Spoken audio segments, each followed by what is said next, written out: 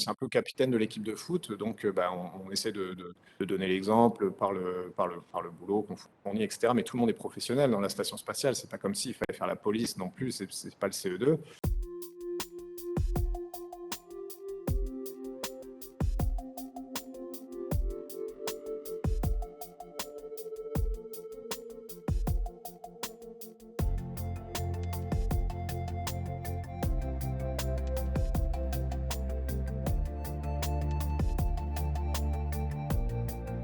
Pour ceux qui n'ont pas forcément suivi en détail, on a un équipage russe qui était composé d'un cosmonaute professionnel et une actrice et un réalisateur.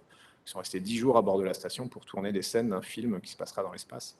Et donc ça, pour nous, c'était un peu nouveau, un peu inattendu dans notre monde où tout le monde est très entraîné. On met 10 ans d'entraînement avant d'aller dans la station spatiale. Les gens sont extrêmement motivés, etc. Eux, ils ont eu même pas une petite année d'entraînement.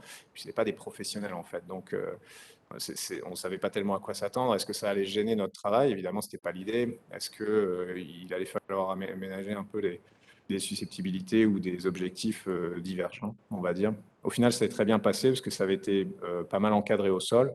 Et puis, on a été très, très clair en arrivant. On a toujours un briefing pour les nouveaux arrivants qui était de ma responsabilité. Et on essayait de se mettre d'accord gentiment, mais assez fermement sur les règles et ce qu'on pouvait faire et pas faire.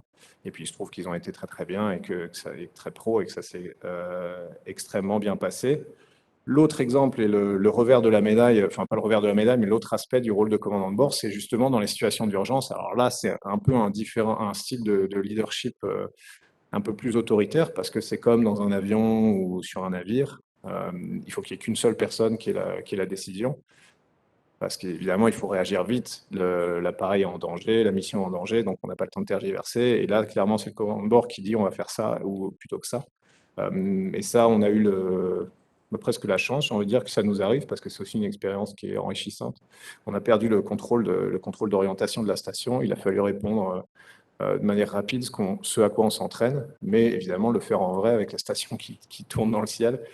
C'est pas la même limonade, on va dire. Mais encore une fois, ça s'est bien passé parce qu'on est encadré, on a des procédures, on n'a pas perdu la communication avec le centre de contrôle au sol, ce qui est quand même idéal dans ces cas-là parce qu'on peut faire les choses en concertation avec eux. Et puis au final, on a réparti les rôles. Enfin, c'était un peu mon boulot de répartir les rôles, que tout se fasse en bonne intelligence. Et puis on a récupéré l'orientation assez rapidement.